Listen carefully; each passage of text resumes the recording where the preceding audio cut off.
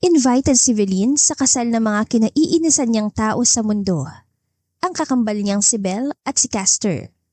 Pumunta siya sa kasalan at napilitang dalhin ang triplets nila na ang tatay ay walang iba kundi ang groom. Nagulat si Castor at ito ang mga sumunod na nangyari. So, ito na talaga. Papunta na kami sa kasal. Hindi ko alam kung ano na mangyayari pagkatapos nito. Iyon ang mensahe na pinadala ni Velin sa matalik niyang kaibigan na si Monte. Sinasabi ng lahat na ang kasal ang pinakamahalagang pangyayari sa buhay ng isang babae.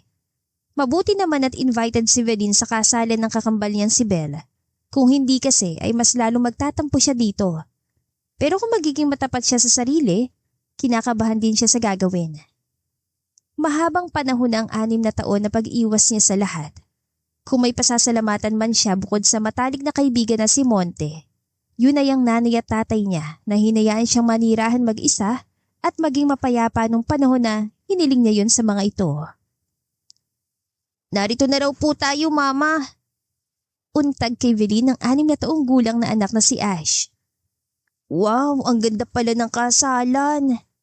Namamanghang ani naman ni Ashper habang nililibot nito ang paningin sa labas ng tricycle. Nice naman, mailalakad na natin doon suot nating pampatay na barong na pinahiram ni Ninong Monte. Si Ashper naman yon.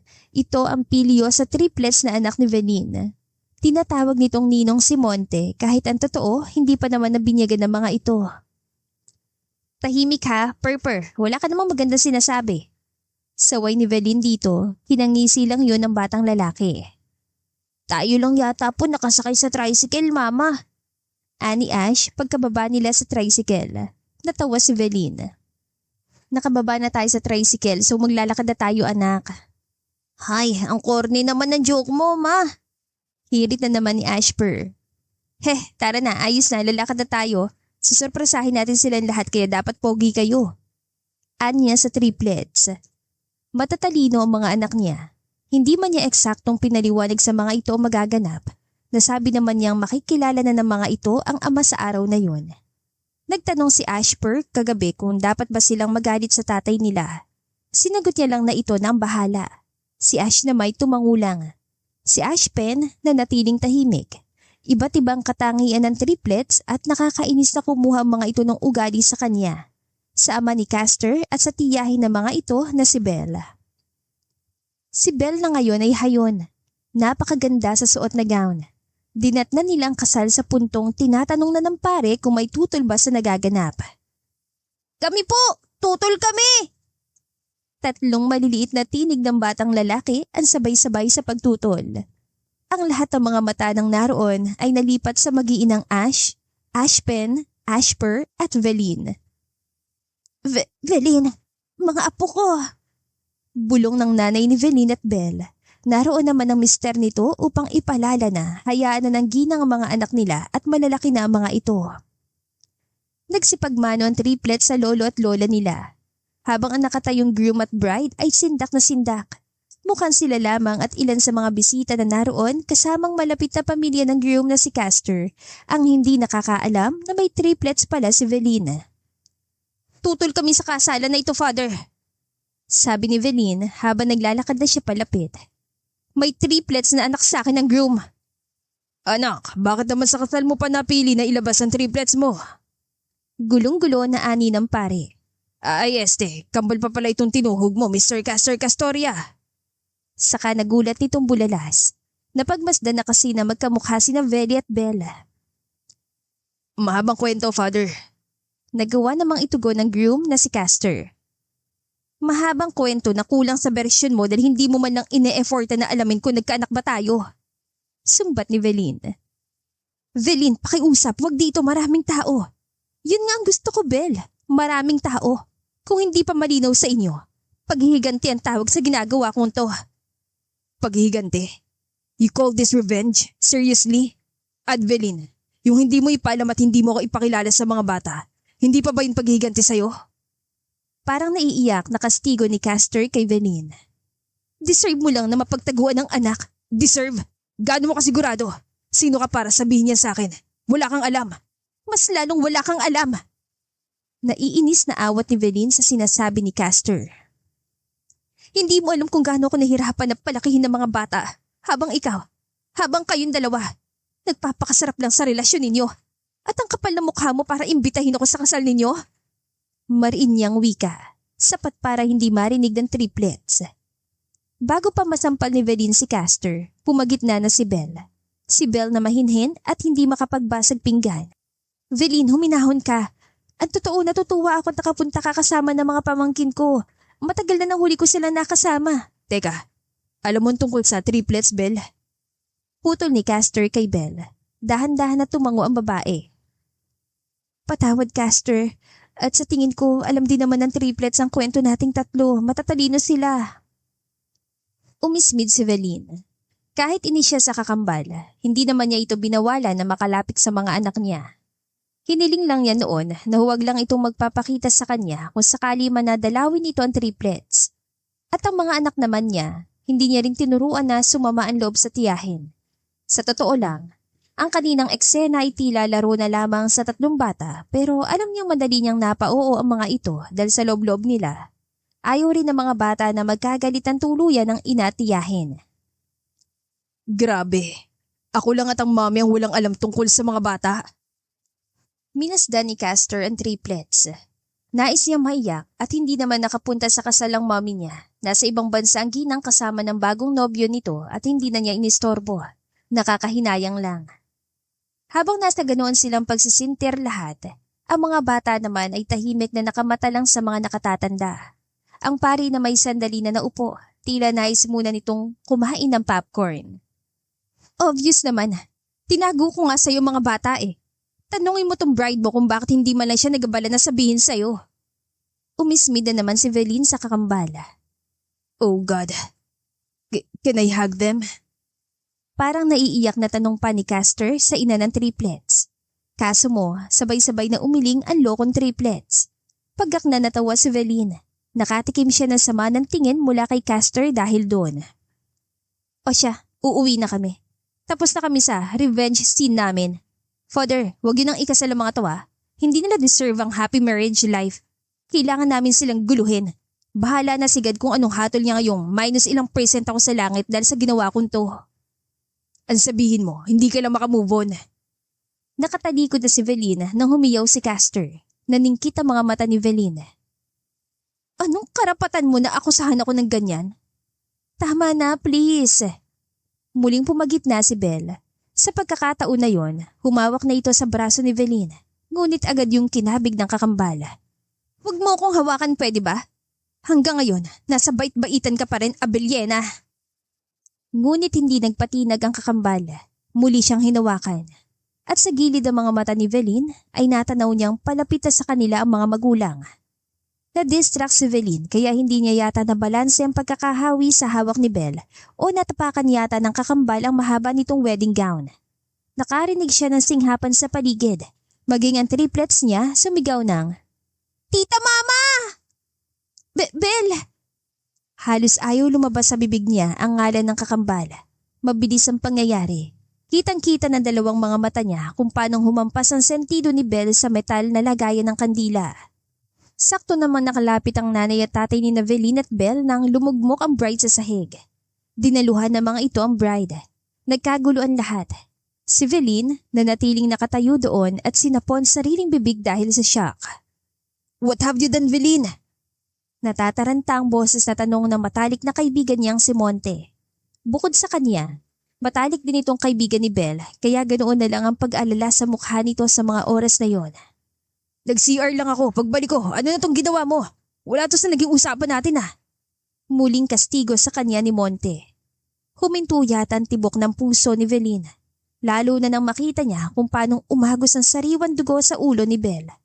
Napatay niya ba ang kakambal? Karamdaman niya agad yon dahil sa panggugulo niya sa kasal nito. Dahan-dahan at hilam sa luha ang mga mata na tiningala niya ang santo na nasa harapan niya. Walang pagdadalawang isip na lumuhod siya saka umusal ng panalangin na malinaw na narinig din lahat. Panginoon, sorry. Iligtas mo po si Belle. Pangako kung makakaligtas siya, gagawin ko na lahat ang nais niya. kahit pang may kasala sila ni Castor. Sa ospital na muling nagkita-kita ang mga taong dumalo sa hindi natuloy na kasal. Salamat sa Diyos at ligtas ng kapatid mo. Tila napunutan ng tinik na wika ng mami ni Vanina. Hindi namin nakalain na sa ganitong punto na makararating ang munti ninyong hindi pagkakasundo. Anang daddy naman niya. Hindi kumibo si Vanina. Nakahinga rin naman siya ng maluwag nang malaman na nasa ayos ng kakambala. Pero hindi niya pwedeng baliwalain ang naiwan niyang pangako sa Diyos na siyang naging dahilan kung bakit hayon at makakasama pa nila si Bella. Ikaw, sisisihin mo rin ba ako? Patagan tono na bulong ni Velin sa katabi niyang si Monte. Umismid ang lalaki. Sinisi na kita kanina, sapat na yun. Kalimutan mo na. Normal na reaksyon lang yun ng isang taong nag-aalala. Lalo na't ako ang katulong mo na gawin mong eksenang naisip mo kanina. Bahagyang umiti si Velin bago umusal ng pasasalamat sa matalik na kaibigan. Matagal na siyang wala sa poder ng mga magulang. Buhat na laman niyang nabuntis siya ni Castor ay lumayo na siya kasama ng mga anak at ang lalaking ito. Kahit halata naman na in love kay Belle, tila may sinumpaan din na pangako na hindi siya kakalimutan bilang isa rin itong malapit na kaibigan. Pinabayaan ko na si Castor na makapiling ang triplets. Hindi ba dapat ay matuwa ka? Pinabayaan mo siya na makasama ngayon ng mga bata dahil nakilala na niya. Pinabayaan mo nga pero nasa gitna rin ng matinding pag-alala para kay Belle si Castor. Paano naman yan na-enjoy ang pagkakalapit niya sa mga bata? Si Veli naman ang umismid. Dami mo namang sinabi. At least naging mabait ako. Naging mabait ang mga anak ko sa tatay nila. Hinayaan ko siya makasamang triplets at nalaman niyang hindi ko kailanman tinago sa mga bata na siya ang tatay. Kilala ng 3 bata ang mukha niya. Nagkatunog ang bahagyang tawa ni Monte. Hindi mo nga tinago na siya ang tatay, pero ultimo mga anak mo, minanipula mo. Dahil nanay ka nila, wala silang magagawa kundi tanggapin ang desisyon mo. Gano'n naman bawat bata, wala sariling desisyon hanggat hindi tumutunton sa tamang edad. Kita mo yung hugot mo na. Sino po sa inyo si Velin? Putol kay Velin nang dumating na nurse. Ako po. Agad naman yan sagot. Pinapatawag po kayo ng pasyente pero ang sabi ni Doc, mabuti pa ay lahat na lang kayo pumaroon sa pribadong silid ni Miss Belle. Tumalima naman sila. Tinawag ni Monte ang triplets, gayon din si Castor. Nakatambay kasi ang mag-aama sa cafeteria ng ospital. Mga anak ko. Pagpasok ng silid ay bunga ni Belle sa triplets. Minsan na may tinatawag talaga ni Belle ng anak ang triplets na niluwal ni Velin. Ngunit ang mga sandaling yon, nakakapagtaka na bigla siya nakarama ng kung ano. Parang may kakaiba na ewan sa pagkakasambit ng kakambal sa salitang yon. Nang magsipaglundagan ng triplets sa kama ni Belle, sandali silang kinausap ng doktor. Pinapasok ko kayo rito lahat para makita kung anong magiging initial na reaksyon ng pasyente. Panimula ng doktor. Nabasa ni Velin sa quote nito na ito ay si Doc Josh Colin Lim. Gwapo ang doktor, mukhang foreigner. Hindi niya alam na may bago na pala silang family doctor. Doc, ano po ba nangyari sa anak namin? Mukha naman siyang ayos na. Singit ng mami ni Velin. Ayun na nga ho, Mrs. Talagang ayos na si Bella.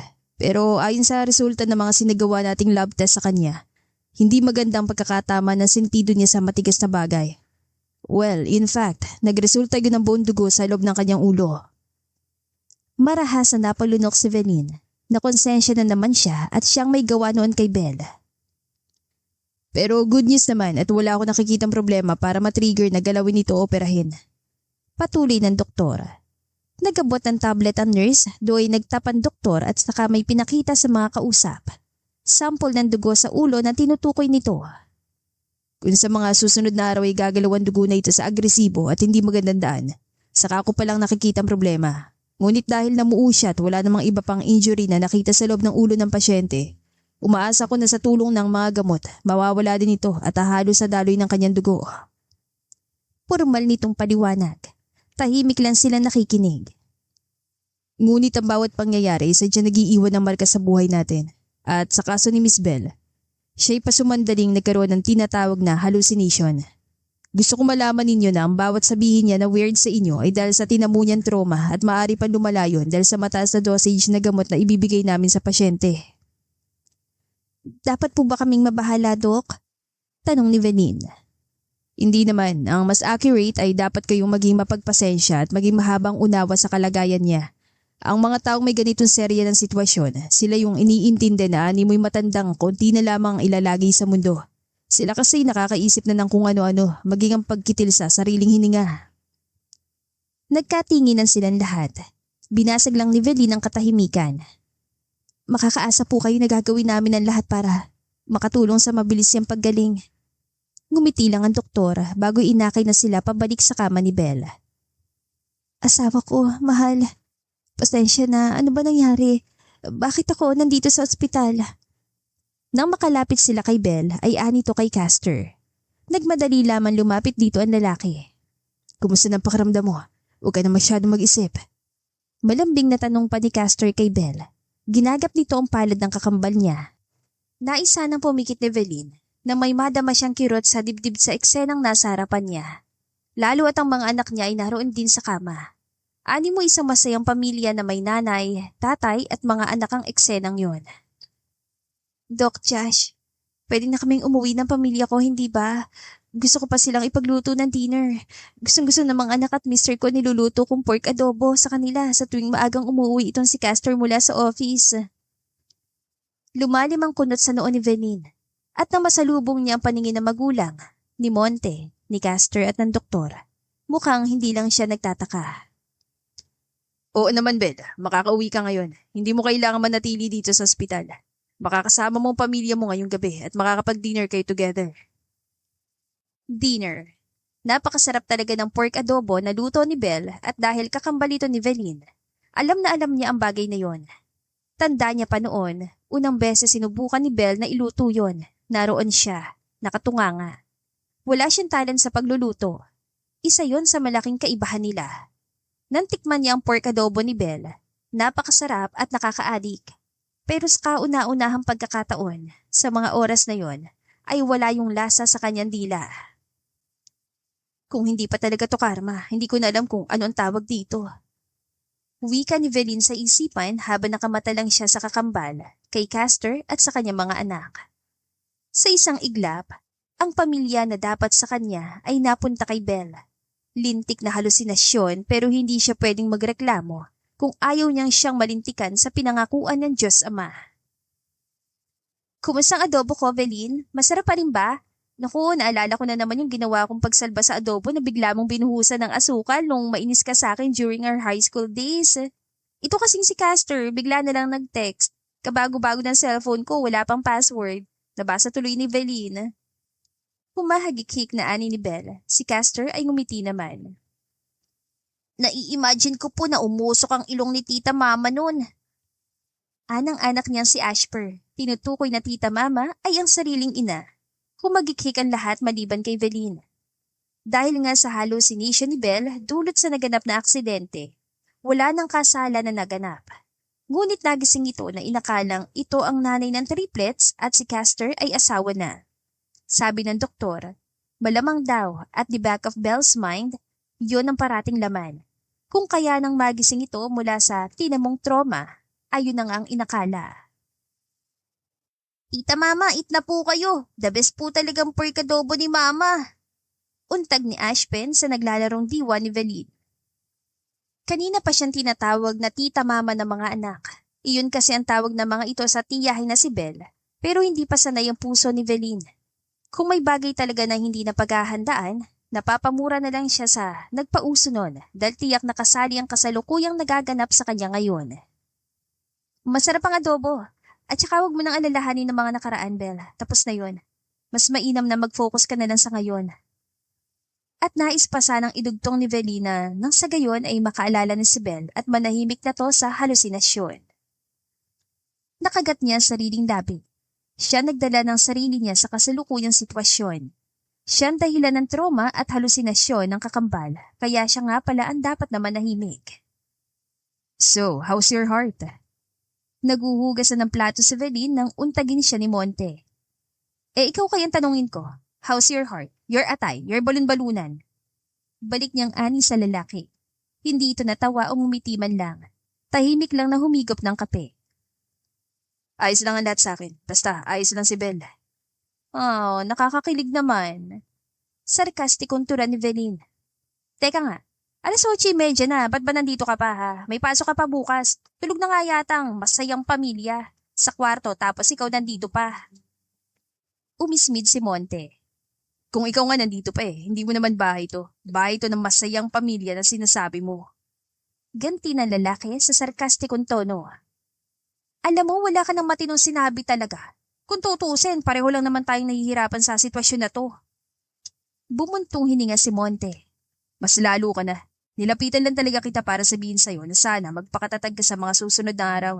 Hindi mo man aminin na sabihin mo man na ayos lang sa'yo ang lahat, alang-alang sa kalagayan ni Bella. Alam kong bago to sa'yo. Bago talaga ang lahat para kay Velina. Maging ang pag-aasikaso niya sa triplets, pagkagising ng umaga ay nawala, nanibago siya. Sa kakaisip niya sa bilis sa mga pangyayari, tinanghali siya ng gising at hayun nga. Kakabangon niya lang nang madatnan niya si Belle na kasabay ng maligo sa pool ang mga anak niya. Gusto niya po bang mag-almusal, Miss Veline? Untag sa kanya ng maid. Hindi na. Ako na lang magpupunta sa dining area pag nagutom ako. Hindi na siya sanay na may maid na nag-aasikaso. Maging ang pagising sa tanghaling oras gaya nun ay bago nga sa kanya. Ashper! Huwag mo asarin na mga kapatid mo, yang ka na naman! Napasugod si Veline sa kinaroroonan ng mga anak na matanaw niyang tila naglalaro ng lunod-lunuran ng mga ito. Tita Mama, himala, nandito pa po kayo. Wala po ba kayong work? Tanong kay Veline ng anak niyang si Ash. Uso na po bang rest day sa inyo? Siyang sundot naman ni Ashpen. Malakas na tumawa si Ashper. Inaasar niya na naman si Tita Mama. Baka mamaya nilalagnat na siya kasi hindi siya nakatrabaho ngayon. Nang maghagik-hika ng triplets ay napanganga si Veline. Malinaw na pinagkakaisahan siya ng sariling mga anak. Wala na akong work. Anya, natigilan ng triplets. Why? Ang alam ko, di ba sa isang factory ng sabon ka nagtatrabaho dahil ayaw mong kasama ka namin sa company natin? Inosenteng tanong ni Belle.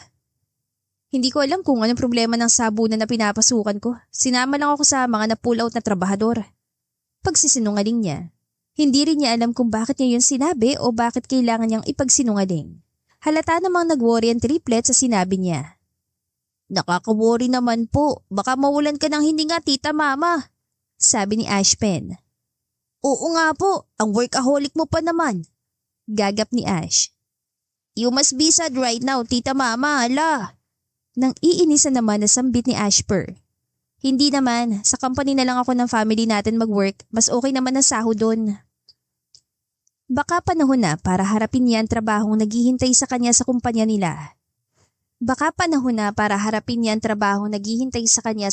nila.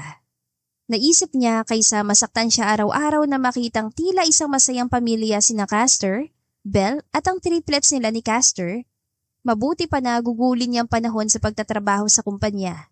Hindi rin kasi masabi ng doktor kung hanggang kailan ang halusinasyon ni Belle. Good luck po, Tita Mama. Alam po namin na kayang-kaya niyo yan. The best ka naman, Tita Mama eh. Sabi sa kanya ng mga anak. Napangiti si Veline. May kung anong init ang humaplo sa dibdib niya. Salamat mga anak.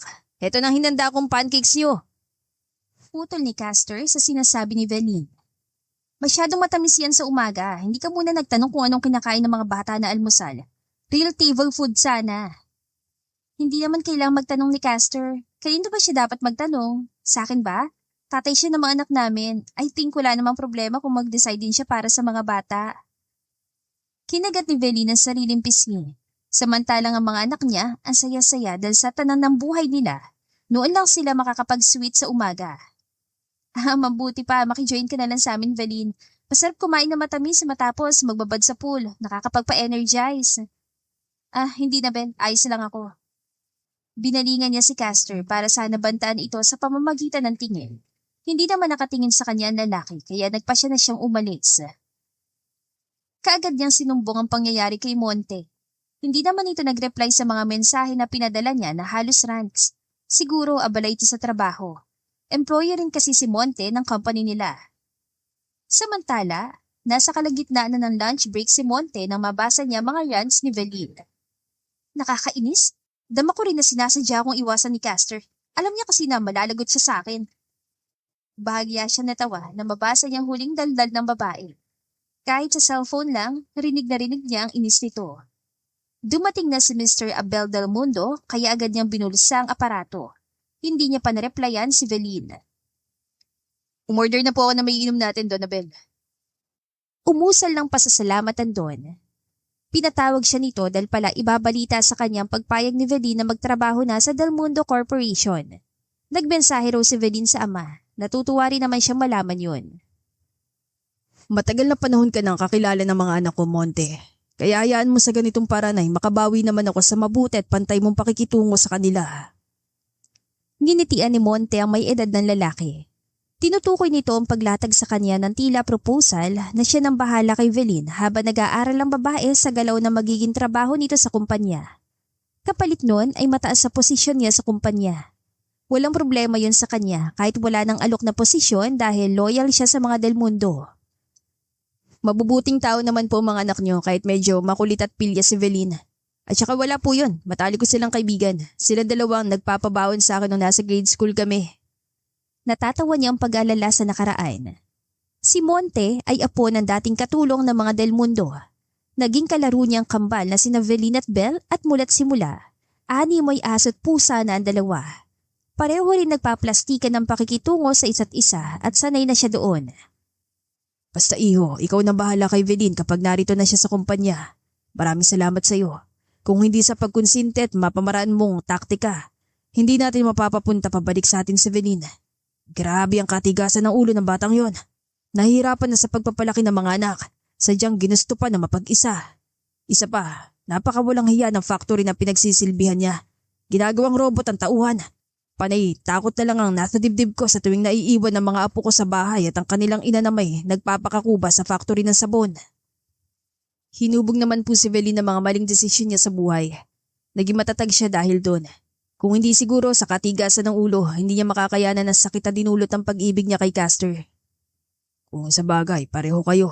Hinubog ka rin ng patas mong pag-aalala at pagmamahal sa kambal kong anak. Kung hindi rin do'y malamang, broken-hearted ka pa rin sa nangyaring pag-iibigan ni Bel at Castor. May himig panunukso na anang doon. Natawa si Monte. Kailanman hindi niya naalala na may sitwasyon na pangyayari na nagpaamin sa kanya na mahal niya si Bel. Tinukso lang siya ni Velin noong kabataan nila. Hindi siya umamin, hindi rin siya nag-deny. Katulad na lamang ng hindi niya pag-amin sa sarili kung bakit imbes na magpahinga na siya pagkatapos ng nakakapagod na trabaho, ay hayon. Pinili niya pang baybayin ang daan patungo sa bahay ni Bel at Castor. Sa bahay, kasalukuyan naman naghahanap si Velin na maisusuot niya sa kumpanya. Wala pala akong corporate attire, ngayon ko lang napagtanto. Bumuga siya ng hangin at saka pagod na naupo sa malambot na kama. May kumatok sa nakabukas sa pinto. Nanlingunin niya ay si Bel. Napadaan ako, nakita kong parang problemado ka. Ano nangyari? Wala naman. Mukhang nahihirapan ka makakita ng isusuot para bukas? Huwag mo nang intindihin yun. Nag-message na ako kay Monte. Sinabi ko ng problema ko sa kanya. Ngumiti si Bel, ngunit nagsabi na sandali lamang daw. At pagbalik, may dala na itong nakahanger na mga corporate attire. Hanggang ngayon na may magasing katawan pa tayo kaya alam kong kasya pa sa'yo mga ito. Napatda si Velin. Iniisip niya kung dapat ba niyan tanggapin ang alok na tulong ng kakambal. Maya-maya, kinuha niya rin ang iniabot itong mga damit. Salamat dito. Ay siya nga pala, ang mga bata tulog na ba? Nako, natutuwa ako sa mag-ama nitong mga nakaraan. Si Castor palagi sila nilalaro at kapag gabi na siya rin ang nakatukan na magbukas ng libro at magkwento hanggang sa makatulog ang triplets. Kahit hindi inaasahan, biglang may humaplos na kung anong init sa puso ni Velin dahil sa nalaman. Doon pa man sinasabi na sa kanya ni Monte na mga lalaki ang anak niya at nariyan lang sa malapit ang tatay, kung bakit hindi niya ipaalam at ipakilala. Ngayon na nangyari ang tila pagkakapilipit ng pagganti na ginawa niya. Unti-unti niyang nare-realize ang punto ng matalik na kaibigan. Halika, tumayo ka. Hetong isukat natin sa'yo. Untag ni Bel sa pasumandaling pagkatigil ni Velin. Nagpaakay siya sa kakambal. Hinayaan niyang isukat ito sa kanya ang napili na corporate attire. At nang pareho na silang nasa harap ng salamin, napakurap-kurap si Velin. Identical twin sila ni Bel pero hindi hamak na mas maganda na ito sa kanya. Kasi pinili niya mapag-isa. pinili niya lumayo at mahirapan. Kinalimutan niyang may pamilya siya at may kapatid. At lahat ng yon ay dahilan sa pag-ibig niya noon kay Castor. Sabi ko na nga ba bagay ito sa personality mo eh. Sa totoo lang, hindi ko to nasuot. Binili ko yata to para talaga sa'yo eh. Hinihintay ko kung kailan ka maghahanap ng corporate attire. Siguro, kaya ko siya naibigang bilhin. Nang mapagmasdan ni Velly ng kasuotan, napuna niya nga na malayo ang tabas at kulay noon sa personalidad ni Belle. Mas gusto ng kakambal ang mga skirt at dresses. Siya'y mahilig sa pants and blazer. Wala ka na bang balak na magtrabaho sa company? Bakit binibigay mo sa akin to? Matagal na namin napag-usapan ni Castor na siya nang bahala sa mga gastusin namin. Gusto niya nasa bahay na lang ako kapag naikasal na kami. Teka, hindi mo ba yun alam? Lumaki na't lahat ang mga anak namin, wala ka pang alam? Tumawa si Belle. Nako, hindi nga pala tayo close, no? Tipid ang umiti si Veline. Awa ang masanaig sa kanya para sa kakambal. Malala nga talaga ang hallucination nito. Ibig mo ba sabihin, ayos ka na sa ganitong buhay? Na nasa bahay ka na lang? Nagtatakang tanong ni Veline. Hindi niya alam kung sinisigurado niya ba yon o gusto lang niya na mas magkuwento pa ang kakambala. Kung siya kasi ang tatanungin, hindi siya papayag sa gusto ni Castor kahit asawa na niya ito. Talagang malayo ang ugali nila ni Bella. Ayos na ayos lang. Besides, sumasakit lang ang ulo ni Monte sa akin nung kasakasama niya ako sa company. Tumatawa na naman itong kwento. Madalas niya sabihin sa akin na kung ikaw sigurong kasama niya sa mga paperworks, magiging madali ang trabaho. Walang araw na hindi siya nagkamot ng ulo sa akin lalo na kapag tumatawag o nagte-text si Castor. Nawawala daw kasi ako sa focus. May kumatok, sabay nila nilingon at si Monte pala yun. Nakahamba sa pinto ang lalaki at ewan ba ni Veline kung bakit ang tanawin na yon ay biglang may kung anong epekto sa kanya. Natuon din ang pansin niya sa bulaklak na dala ng matalik na kaibigan. Hindi pa rin kayo nagbabagong dalawa. Nag-uusap pa rin kayo ng nakabukas ang pinto. At ako pa rin ang paborito niyong topic sa tuwing nasa mood kayo na magkasundo. Tumuloy sa silid si Monte. Bahagyan nagulat si Veline nang huminto ng lakad sa harapan niya at iabot nito sa kanya ang bulaklak. Para sa akin to? Hindi ba? Para sa'yo yan. Mali ko ba naman na gising pa si Belle? Kung alam ko lang, dalawa sana ang binili ko. Sige. Tanging sagot na lang ni Veline. Kahit matapang siyang babae, alam ni Monte na ang soft spot niya ay bulaklak. Tulad ng ibang Eva, gustong-gusto niya rin na nakakatanggap ng bulaklak. Ngunit sekreto lang yun. Aksidente lang na nalaman ni Monte. Malawak kasi siyang napangiti nang dalhan siya nito ng bulaklak isang beses. Mother's Day ang okasyon. Pinagbawalan lang niya noon ng matalik na kaibigan. Sinabi niya rito na mas mahalaga sa kanyang grocery para sa kanila ng mga anak. Kung kaya sa tuwing dadalaw si Monte sa apartment nila mag-iina, grocery na ang bitbit, kahit pa sa araw ng mga puso. Ang mabuti pa'y maiwan ko na kayo, magpapahinga na rin ako. Paalam ni Belle. Nagtungo naman sa banyo si Veline para hubarin ang sinukat niyang corporate attire bago niyaya na sa veranda si Monte. Kaninang daldal mo, halos lahat na ng level ng inis na banggit mo. Tapos daratan pala kita nakausap si Belle at mukhang okay naman kayo. Bungad ni Monte nang mapag-isa sila. Kaya mo ba ako binilhan ng bulaklak dahil naiinis ako? Panunukso niya sa matalik na kaibigan. Umirap si Monte. Ayang ka na naman, naalala mo na naman ang bulaklak na binili ko at pinangalan ko kay Castor para lang gumana ang pakiramdam mo. Natawa si Veline. Iyon ay isa sa bahagi ng kabataan nila. 18th birthday nila ni Belle, mas pinili ni Castor na maunang isayaw ang kakambal niya kaysa sa kanya. Si Monte rin na napagbuntunan niya ng sama ng loob noon. Nagulat naman siya at binigyan siya nito ng long-stemmed rose bago siya isayaw. Actually, naalala ko na lang siya ngayon para pagtawanan. Ang kinakainis ko lang, yung bigla ako nawala ng karapatan sa mga anak ko. Ako ang dapat nag-aaruga sa kanila. Ako ang dapat kumakalinga. Mula sa pagsilang hanggang sa paglaki nila. Kaso nga, hindi mo naman solong ginawa 3 barako. At dapat ko pa bang ipaalala sa iyo na ikaw pumasok sa kwarto ni Castor nun at sa tulong ko pa kaya yun nangyari. Kung tutusin, kasalanan ko kaya ka nabuntis sa edad na 18. Kasalanan ko yun. Alam ko na nga na mas kamahal-mahal si Belle sa akin eh. Hindi ko pa matanggap. Alam ko na nga na naghugis puso ang mga mata ni Castor nung una niya makilala si Belle nung 6 na taong gulang pa lamang kami. Pilit ko pang inignora. Kamahal-mahal ka rin naman. Akala mo lang na hindi. Umismid si Veline. Para ka naman tunay. Ikaw rin naman dyan, sobrang mahal mo si Belle buhat nung mali tayo. Katulad mo at ni Caster, mula nang pinanganak at nag-iisip ako, si Belle nang kasakasama ko. Kaya kung mahalin ko man siya, hindi na yun nakakapagtaka. Tama na ang pag-uusap tungkol sa ganyang bagay. Saway ni Veline, tagkumpas pa ng palad sa ere. Heto na, baka tama ka. Kaya hindi ko siguro mapakawala ng nadarama ko na kung ano kay Caster dahil masyado kong pinokos ang sarili ko sa pagpapahirap sa puso, isipan at katawan ko. Kaya heto, handa na ako magtrabaho sa kumpanya. I-grab ko yung opportunity na nandyan sina Caster at Belle na may tunay na mag-aalaga titingin sa mga bata habang busy ako sa work. Napangiti si Monte. Umangat ang kamay niya at saka hinaplos ang bumbuna ng babae. Good job. First step na yan sa pagbabago at pagtanggap, Adveline. Sa unang pagkakataon, matapos na hayaan ni Veline na mapuno ng inis ang kanyang puso, ngayon lamang siya muling nakadama ng tila pagluwag ng dibdib. At na-realize nilang bigla na ang lalaking ito na tinuturing niyang matalik na kaibigan ay ang nag-iisang nagparamdam sa kanya ng ganong klase ng feelings. Nabanggit mo na rin lang yan, naisip ko. Sa factory muna ako ng laruan magtatrabaho. Sanay na rin ang katawan ko sa DE na trabaho eh. Baka manibago lang ako sa pag nasa aircon sa office. Yung corporate attire tingin ko hindi pa talaga yun bagay sa akin eh. Pero Belle, final ang decision ko. Hayaan mo ko mas mahirapan pa. Iisipin ko na lang bumabawi ako sa mga ginawa ko kay Belle. Bumuga ng hangin si Monte. Hindi ko alam kung bakit lagi mo nalang ginugusto na pahirapan ang sarili mo.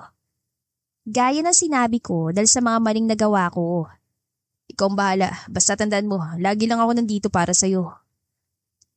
Tipid ng ngiti lamang ang tinugon ni Veline sa lalaki. Dahil kahit hindi naman ito sabihin, alam niyang naroon lamang ito sa tabi nila ni Belle. At ng gabing yon, hindi inaasahan ni Veline na mapapanaginipan niya ang nakaraan nila ni Belle, Caster at Monte. Sa muling pagtatagpo ng mga magulang ni Veline at Belle, iiwanan ni Veline at ng kanyang mami ang Canada. Billionaire po si Daddy, hindi ba? E di kaya niya pong mapapuntang mami ni Caster at si Caster sa Philippines. Mom, ayokong umalis dito po sa Canada kung hindi kasama si Caster. Nasapo ni Aveline ang sariling noo. Hindi niya inakala na magiging problema niya ang tantrums ni Veline. Lubhang malakas ang sumpong pala ng anak mo to, Aveline. Komento ng matalik niyang kaibigan ni Suzette. Si Caster na kasi nakasama niya palagi sa tuwing busy ako sa trabaho. Sinasabi niya nga rin minsan na mapapangasawa na niya ito. Hindi ko lang pinapansin at 6 na taong gulang pa lang. Alam naman natin na mga bata talagang may mga sumpong pag nais makuha ang gusto. Sa huli, si Veline pa rin ang nasunod. Bukod sa malakas talaga ang sumpong ng bata, gusto rin ng daddy nito na makabawi sa nawalay na anak. Kaya gumawa ng paraan si Mr. Abel Del Mundo para maisama sa Pilipinas si Caster at ang mami nitong mabuti na lang din at single mom pala. Pagdating ng Pilipinas, mas nakilala pa ni Veline ang kakambal na si Belle. May matalik din itong kaibigan, si Monte. Ang batang si Monte ay apo ng kasambahay ng mga Del Mundo. Ang lakas ng topak mo no? Dinala mo talaga sa Pilipinas tong kaibigan mo si Caster. Ani ng batang si Monte sa batang Veline. Manipulator ka ha, para kang yung mga villains na napapanood ko. Umirap si Veline. Pwede ba? Hindi ko kailangan ng opinion mo no? At saka alam ko hindi pwedeng maghiwalay ang nagla-love to each other. Soon, Caster and I will get married. Lumakas ang tawa ng batang si Monte. Lakas naman ng amats mo. Bata-bata mo pa, asawa na nasa utak mo. Pikon na pikon si Veline. Hindi kasi alam ni Monte na ayaw niyang pakiramdam na mawala si Caster. Ayaw niyang mawalay kay Caster kasi hindi niya gusto na darama kapag mag-isa lang siya at tanging laruan ng kasama. Nagsilaki sila na nagawa ng paraan ng daddy ni Veline na manirahan lang sa malapit sina Caster. Nung maliliit pa sila ay may masaya at nakakainis silang mga eksena. 4 sila na naging magkakalaro. Sa taya-tayaan, nakakainis lang na laging si Belle ang hindi tinataya ng 2 batang lalaki. Tapos maraming pagkakataon na si Belle palaging unang inaabutan ng inumin ni Caster at Monte kada maglalaro sila. Ang ganda ni Belle, di ba? Isang araw ay tukso ng 11 taong gulang na si Veline sa 13 gulang na si Monte. Ha? Ano maganda? Di pag sinabi kong oo, para ko na rin sinabi na maganda ka. Identical twins kayo eh. Pangasar na tugon naman ni Monte. Kunwari ka pa. Maraming beses kita nakikita na nakatingin kay Belle. Iba nakikita ng mga mata mo kapag nakatitig ka sa kanya, no? Karen, magtigil ka nga Advelin, pala desisyon ka. Tutulungan kitang umamin kay Belle kung crush mo pala siya. Ani Velin. Wag na, igaya mo pa ako sa'yo. Amin ang amin na crush si Castor, tapos ngingiti-ngiti lang si Castor. Kung gano'n din ang gawin ni Belle sa akin, uusok din ang ilong ko na tulad sa nangyayari sa ilong mo kada makikita mo sila. No way! Pinisil ni Monte ang ilong ni Velin bago iwan ng dalagita. Bisit ka talaga, Monte. Ganong edad nila noong ayaw tigilan ni Velin ang panunokso kay Monte at Belle. Pero wala naman nangyari. Hindi niya pa rin mapaghiwalay sina Castor at Belle. Tila nagkapalitan sila ng matalik na kaibigan at siya, nagtiis na lang kay Monte. Si Monte na laging nandyan at siyang nakasama niya panoong gawin niya ang pinakamatindi niyang kalokohan na nagawa sa kanyang buhay. Hindi ikaw ang unang sinayaw na lalaking inaasahan mong pipiliin kang unahin, kaya ka ba nagmumukmok dyan? Mula sa inis na pagkuyom ng kamao, nag-angat ang tingin si Velin. Huwag mo na akong inisin, Monte, ha? Hindi kita iniinis lang. Ito, binalang kita ng bulaklak. Nawala ang tensyon ng mga ugat ni Velin dahil sa ganda ng long-stemmed rose. Nakangiti niya yun tinanggap. 18th birthday nila ni Belle ng araw na yon at ito ang unang bulaklak na natanggap niya. Mamaya pa kasi ang orihinal na 18 dance. Isasayaw na rin kita para naman bago ang programa mamaya. May una na rin makasayaw sa'yo. Bakit mo kasi kapag nasasapawan ka ni Belle? Che! Tinanggap niya ang palad ni Monte. At kahit walang tugtog, nagsayaw sila. Doon mismo sa sulok ng pasilyo. Mga ritmo ng kanilang puso ang nagsilbi nilang tahimik na musika. Anong wish mo ngayong 18 ka na? Walang ano-ano'y tanong ni Monte. Gagawin mo ba kapag sinabi ko? Pagbibigyan mo ba ako? Nagkasalubong ang mga mata nila. At kahit hindi pa sumasang-ayon si Monte, tila nabasa na ni Velin na ibibigay nito ang lahat ng naisin niya para lang mapasaya siya. At nang gabi nga na yon, hiniling niya kay Monte na gawa ng paraan na magkausap sila ni Castor sa iisang silid. At sa silid na yon, may naganap sa kanila ni Castor na nagbunga ng triplets. Sa labis na kahihiyan sa nagawa, lumaya si Velin at nagpakalayo. Gayunpaman, nanatiling nandyan si Monte sa kanila ng kanyang mga anak. Halos 2 linggo matapos ng pag-uusap ni Monte at Velin, hayo na siya at halos nakakaisang linggo na sa factory ng kanilang kumpanya. Pumayag naman ang daddy niya. Naniniwala kasi ito na bawat individual ay may kakayahan na magpasya para sa kani-kanilang sarili. Sinadya niyang huwag magpakilala bilang anak ng daddy niya. Anya, magsisimula siya sa mababa at titignan ng kakayahan kung aangat ba siya. Pero ang bawat pasya natin sa buhay ay talagang may pros and cons. At cons na talaga ng desisyon ko tong inis ko sa lintik na babaeng to. Pabulong na ani Velin. Anong binubulong-bulong mo, ha? Ay nako, huwag mo sabihin na alam na sa buong building na sabay kayong umuwi ni Sir Monte kagabi. Kaya nagpiprimadona ka na rito. Sabi ni Elna, ito ang supervisor nila. Nagbibilang ako ng sinulid, hindi ako bumubulong, madam. Sarkastikong sagot ni Velin, sinadya na diinan ang huling sinabi. At talagang sumasagot ka pa, ha? Gusto mo talaga masisante? Hindi po. Ang sagutan nila ng supervisor na si Elna ay nauwi na naman sa sobrang pagtatrabaho ni Velin. Dahil nga nais niyang kumota at nalalapit na rin kasi ang birthday ng triplets, tinanggap naman niya mga pinukol nitong gawain. Kailangan ko maging pasensyosa. Anya sa isipan habang nagpupunas ng sariling pawis. Bawal ang cellphone kahit sa oras ang break time. Mahigpit kong utos yan dahil marami tayong orders ngayon. Nagkakaubusan ng nauusong laruan na manikang yan. Pagod nang umiti si Velin. Pinag-igi ang pagbubuhol ng mga tahi sa laruan.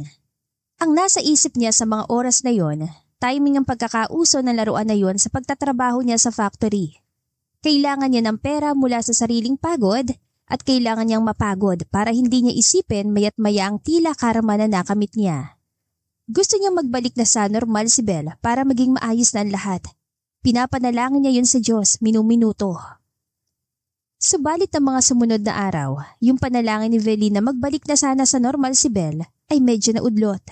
Sa tila bahay-bahayan niya kasi kasama si Belle at Castor, noon lang niya napagtanto na marami pa pala siyang hindi nalalaman sa pagkatao ng lalaking inakala niyang kilalang-kilala na niya. Tulad na lamang isang umaga, day off niya. Hawak ang tasa ng kape, magtutungo sana siya sa veranda nang mapasimangot siya. Amoy paa ang baho kay aga-aga? Naiinis na Ani Velin. Hindi napigilan na pindutin ang sariling ilong. Ano ba yun? San galing ang amoy na yun? Naglakad siya, may narinig siyang hagik-hikan sa veranda. At laking gulat niya nandat nandoon si Belle at Castor. Paapalan ni Castor ang nangangamoy. Napakabantot nun pero inaamoy-amoy pa ni Belle. Diyos ko, nakakasuka naman ang baho niyan, inaamoy-amoy mo, Belle. Hindi makapaniwalang bulala si Velin sa kakambala. Sabay na nilingon siya ng dalawa. Gising ka na pala, Velin. Good morning. May ngiti sa labi na wika ng kakambal niya. Gising na nga ako pero para pa rin akong sinuntok para mas magising dahil sa naamoy kong amoy paa. Si Castor pala. Nagtawa na ng dalawa. Ang selan mo naman. Pero yung kilikili dati ni Monte, pinamoy niya sa atin para makumpirma niya kung nagkakaanghit na ba siya. Sumusubsub ka pa nga at di namimintas. Nandilat si Velin. Paano namang nasingit si Monte dito? Yung paa mo lang naman ang pinag-uusapan natin. Humagikhik si Belle. Velin, naalala mo ba yung kilikili ko rin? Napakaasim kapag hindi ako nakakaligo ng isang araw lang. Yak! Napunta ka naman ngayon sa kilikili mo. Diyos ko, ano bang usapan to? Tumayo si Belle, nilapitan ng kakambal at inakbayan. Ang sinasabi ko lang naman, tanggap kong amoy ng paa ni Castor at yung asim ng kilikili ko sa tuwing hindi ako nakakaligo, tanggap na tanggap din yun ni Castor. Plus namin yun bilang tao. That's love. Yung tanggap mo at handa mong unawain ang kapintasan at kakulangan dahil yun sa pagmamahal. Umikot ang mga mata ni Velin. Talagang nasingit mo pa yung love-love na yan. Nasa paa lang naman ni Castor yung usapan. Ang akin lang naman kay aga-aga, nagpapalingasaw ng mabahong amoy. Muling pinindot ni Velin ang sariling ilong. Nagtawanan si Belle at Castor. Hindi lamang yon, bigla pang naglambingan sa harap niya. Kinandong lang naman ni Castor si Belle. Halos masuka-suka na lang siya sa nakikitang tagpo. At tulad dati, agad niyang sinusumbong kay Monte ang pangyayari.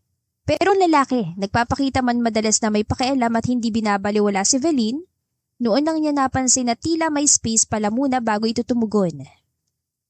Nagwo-worry siya pero naglalagay siya ng ilang minuto bago yun maipakita. Grabe pala lalaking yun ah. Bulong ni Velin isang araw habang binubulsa ang kanyang cellphone. Hindi pa halos nauubos ni Velin ang kape niya. Bigla siyang tinawagan ng katrabaho. Pero rest day ko ngayon, Ella. Wala raw rest day. Kailangan daw ng tao ngayon. Ay, napaka-terror naman na boss nun ni Elna. Nakanguso niyang wika. May pasok ka? Untag ni Castor kay Velin. Sa unang pagkakataon, pagkatapos ng maraming taon, noon lang sila nagkasolo ng lalaki at kakatuwa na walang anuman na nadama si Velin. Napangiti pa nga siya. Oo biglaan daw. Huwag kang mag-alala, ako nang bahala sa mga bata. Nandito naman kami ni Belle. Simpleng salita ng lalaki at ang lahat ay nagkaroon ng sense kay Velin. Salamat. Tipid yan sagot kay Castor. Nasa biyahe na si Velin nang i-text niya kay Monte na may pasok siya kahit araw ng kanyang rest day. May pinaparash daw na laruan ng suki nila. Hindi na nag-isip ng kung ano-ano si Velin at hindi na nagreklamo. Yung husay kasi ng bisor nila, ang company na mamanahin ng kanyang mga anak naman din kasi ang makikinabang. Samantala, si Monte ay kasalukuyan na hindi mapakali. Kanina pa niya sinusubukan tawagan si Velin subalit hindi niya ito makontak. Hindi man niya nais ay gumawa na rin siya ng paraan para makontak ang mga tao sa production. Sir Monte, busy yata sila roon sa prod. Wala talaga nasagot. Anang inutusan ni Monte na empleyado. That's okay. Tapos na rin naman ako dito sa ginagawa ko. Pupunta na lang siguro ako doon. Alright po. Tipid na tugon ng kausap. Kung mag-aangat lang ng tingin si Monte, nakita niya nagtataka nitong tingin. Dahil ng araw na yun lang siya nagkaroon ng pakialam sa production team. Sa production, oras sa sana ng merienda break pero bigla namang inutusan si Velin ng bisor nila. Pinapahati dito sa madaling paraan ng mga laruan. Maari namang ipahatid na lang sa rider ngunit maselan daw si Mrs. Lim ang bilin. Maihatid na maayos sa mga laruan. Pwedeng mag-grab car si Velin pero para masiguro ang kaayusan ng produkto pagdating nun kay Mrs. Lim ay dapat siyang sumama. Ang laki pala ng toy store nila Mrs. Lim. Namamanghang ani Velin sa isipan. Nakarating na sila sa dadalhan ng produkto at kasalukuyan ng pumaparada. Matagal na yan suki ng mga Del Mundo, ma'am. Ako kasi ang laging tinatawag ni Ma'am Elna kada hahatiran sila ng products kaya alam ko. Talagang gusto niyan si Mrs. Lim na lagi may kasamang driver sa tuwing magdadala ng laruan sa kanila. Napakaselan yan. May mga itatanong pa sa'yo bago ka palisin kahit hindi naman yun ang unang beses niyang umorder sa DM. Naku kuya, may ganyan tao talaga. Ako nga rin, hirap baguhin ang ugali ko. Natatawang komento na lang ni Velin. Ang sa akin lang naman, sayang ang oras. Halos lahat nga ay nadadana sa cellphone. Dapat sa mga may edad ng negosyante marunong din na makibagi sa panahon. Pagyak na natawa na lang si Velin. Maya-maya ay nagsabi siya sa driver na tulungan siya magbaba ng mga products. At hindi nga ito nagkamali ng chismis sa kanya. Pagkaraming ang tanong ni Mrs. Lim. But on the other note, natuwa naman si Velin dahil tulad ng kanyang ama't ina, hands-on sa negosyo matandang babae.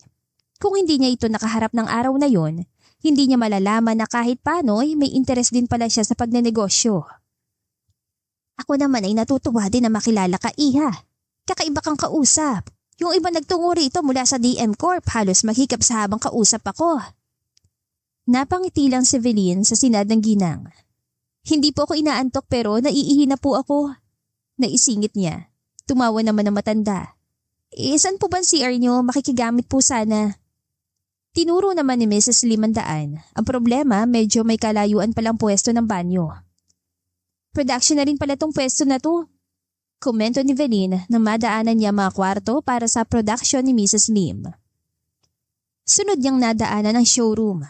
At doon, hindi niya inaasahan na naroon ang kanyang mga anak. Nang tawagin niya ang triplets, masaya siyang sinalubong ng yakap ng mga ito. Na-miss niyang yakapin ng ganoon ng mga anak. Na-miss din daw ng mga ito na tawagin siyang mama kaya pinupog pa siya ng mga halik. Mama, ano pong ginagawa mo dito? Usisa ni Ashpen sa ina. Kayo dapat ang tanungin ko niyan. Napakaraming laruan sa showroom natin sa DM at sa mall. Pwede na kayo doon. Ba't nandito pa kayo sa ibang showroom napadpad? Iyan nga rin po tinatanong ko kanina kay Tita Mama Bel. Hindi naman siya sumagot, di ba? Ani Ashper sa kabinalingan ng dalawang kapatid. Baka family friend ni Tita Mama Bel at ni Papa Coster ang owner dito, Mama. Tanong ni Ashpen. Hindi ko alam. O siya, mamili na kayo ng toys kung bibilin pala kayo ng papa at auntie nyo. Magsi-CR lang ako sandali. Paalam niya sa mga anak. Makalipas ng ilang sandali, palabas na ng banyo si Velin. At ang sunod na nakita niya nang hindi sadya ay sina Castor at Belle. Kausap na mga ito si Doc Josh. Kumunot noo siya bago naaalala na oo nga pala, Lim ang family name ng doktor. Magpapakita sana siya sa mga ito pero nakuha na ng sinasabi ng doktor ang buong atensyon niya. Lalo na't ilang segundo lang, lumabas din mula sa kwartong naroon ang mga magulang nila. Mukhang hindi nyo naman kailangan ng ikabahalang attachment behavior ni Velin. Malaki ang posibilidad na na-cure na niya noon yung hindi niya sadya. Nung piliin niyang umalis at mapag-isa, hindi niya alam na gumagaling na siya sa strong attachment na na-invest niya kay Castor. Natuto na siya mapag-isa at hanggang ngayon, pinipili niya pa rin na mapag-isa. Ganon talaga ka-complicated ang utak natin. Kung makakausap niyo siya sa mga susunod na araw patungkol sa kondisyon niya, may mabuti na rin na kumonsulta siya sa bihasa sa kondisyon niya pero bilang alagad din ng medisina, ako na mismo magsasabi sa inyo na hindi siya nakakapag-worry at assessment na may gabay lang ang formal na pagkonsulta. Ani Doc Josh. Ibig bang sabihin hindi talaga pagmamahal ang nadarama niya kay Castor? Tanong ni Belle. Hindi, napagkamalan lang niya ito sa pag-ibig dahil nung malilit pa lang sila, si Castor na nandyan. Kasakasama niya at hindi siya sanay na mawala ito sa kanya. Ang pagkakamali lang ninyo Mr. Del Mundo at Mrs. Del Mundo, isinawalang bahala niyo ang tantrum si Velin noon. Ang pagpapakita niya ng kakaibang asal noong murang edad pa lang, noong pilitin niyang sumama sa Pilipinas si Castor at ang mami nito. Pagpapakita ng yun ang hindi normal. Malungkot ang nagkatinginan ng mag-asawa. Kung may babalik lang sana nila nakaraan pero hindi na yun posible. Ano kaya magandang gawin, Doc? Bukod sa nagawa na natin na pagkukunwari ni Belle na nag-halusinasyon. Pinayagan ko rin siya na nais niya magtrabaho sa production dahil sabi mo sa akin makakatulong yan sa kanyang paggaling. But of course, Monte is there. Nakaalalay lamang sa kanya. Wala. Singit ni Velin. Nagulat ang mga ito sa biglaan niyang pagdating. Kung may problema sa pagkatao ko, unti-unti ko na yung nare-realize. At sa tingin ko tama si Doc. Hayaan niyo na lang ako. Malalagpasan ko rin to. Nanginginig ang boses na Annie Velin. Kahit si Monte, mas mainam na. Palayin niyo siya sa akin, Dad. Baka mapagkamalan ko na naman pag-ibig ang nadarama ko sa kanya at muli na naman ako masaktan. Anak, naiiyak na wika ni Mrs. Evelyn Del Mundo. Lately, narealize ko na lahat ng yan. Natakot lang ako na mawala sa akin si Castor pero malayo sa pagsaselos ang nadarama ko. Iba ang pakiramdam ko kapag nagsaselos ako kay Castor nang asikasuhin niya mga anak ko kaysa sa tuwing nakikita ko siya na inaasikaso si Belle. Binalingan niya si Doc Josh. Hindi ako galit sa ginawa niyong pakikipagtulungan sa kanila, Doc. Nagpapasalamat pa nga ako. Salamat kasi dahil doon, na-assess kong pagkakaiba ng feelings ko. Sunod niyang binalingan ng kakambal at si Castor. Pasensya na. Sinira kong kasal ninyo. Sorry kasi hindi kayo ganap na naging masaya dahil sa akin. Natutuwa ako na hindi tunay ang halusinasyon mo. Wala pala akong dapat natakasang karma. Makukuha ko na pala ulit ang mga anak ko sa inyo. Sinugod siya ng yakap ni Belle. Sorry, Velin. Huwag mong isipin na may mali sa'yo. Walang mali sa'yo, okay? Umiiyak na bulong ni Belle habang yakap si Velin. Pasensya ka na, Velin.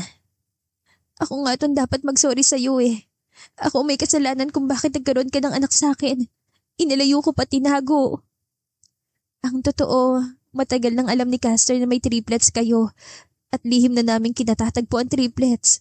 Kasama sila sa plano namin na ito, Velin. Napangangat si Velin. Inimbitahan ka namin sa kasal to test you. Kung darating ka nga't matitrigger namin ang behavior mo. Na siya nangyari. Si Monte, kasabwat din namin. Ba't artista na pala kayong lahat? Nakangiting bulalas ni Velin. Hindi na ako maaaring magkaanak, Velin. Nagbuntis ako last year sa labas ng matres. Kaya masasabi ko ang lahat ng ito ay may dahilan. May rason ng itaas kung bakit biniyayaan ka ng 3 anak kay Castor. Samantalang kami hindi na pwedeng magkaanak. I really love Belle to the core. Hindi hadlang ang pagkawala niya ng kakayahan na magbuntis. Basta I love her from the very beginning. Para mas may pakita pang pagmamahalan, sa harap mismo ni Velin ay nagyakap ang dalawa. May haplos pa rin na dumampi sa puso niya. Iyon ang pamilyar na haplos na inakala niya noon na panibugho. Subalit isang larong mental lang pala ang lahat. Anak, we love you. Huwag mo nang pahirapan ang sarili mo. Balik ka na sa amin. I'm so sorry. Hindi kami perpektong magulang. Untag ng mami ni Velin. Mahigpit niyang niyakap ang mga magulang. Opo, nauunawaan ko. Even me, hindi rin po ang perpektong nanay sa triplets. Babalik na ako, promise. At may torpe pa po akong dapat kaharapin. Matapos mabunyagan lahat kay Velin, nakiusap muna siya sa mga magulang, kapatid, kay Castor at sa mga anak na isekreto yon kay Monte. Si Monte na ng mga sandaling yon ay nagmamadali at lakad takbo sa hallway ng Del Mundo Corp. Patungo ito panigurado sa production. Hayun na naman at nagwo-worry kay Velin. Mister, saan ang punta mo? Halos mapakurap si Monte. Hindi makapaniwalang nasa harapan niya si Velin. Niyakap niya ito na mahigpit. Oh God, you're alive, Velin. Ha? I love you, Advelin. Kung nasa panaginip pa ba tayo ngayon, pasensya ka na kung mabibigla kita sa pagsasabi ko sa iyo na mahal kita. Teka, napakahigpit ng yakap mo. Kumalas si Velin sa higpit ng yakap ni Monte. Hoy Montecillo, buhay naman talaga ako. Ano ba sinasabi mo? Nanggaling lang ako dun sa pagde-deliver ng mga toys. Kanina pa kitang kinukontak. Busy rin ako sa trabaho eh. Tapos biglang sabi may nadisgrasya raw sa pro team. Bagong factory worker daw. Ano? Sino raw? Sir, madam, huwag niyo nang intindihin yon. Utos lang po yun ni Sir Abel. Nang lumingon sina Monte at Velin, nagulat sila. Lahat ng empleyado ng Del Mundo Corp ay nakakumpul na pala. Hawak ang kanika nilang cellphone. I love you. Biglang sabi ni Monte. Kinabig ang mga pisngi ni Velin. Alam ko ang tagal ko na dapat inamin to sa'yo, pero ayoko mas lalo pang maguluhan ang damdamin mo. Mahinang pinitik ni Velin ang noo ni Monte. Mahal din kita. Salamat sa palaging pagbibigay ng distansya sa akin at sa nararamdaman ko.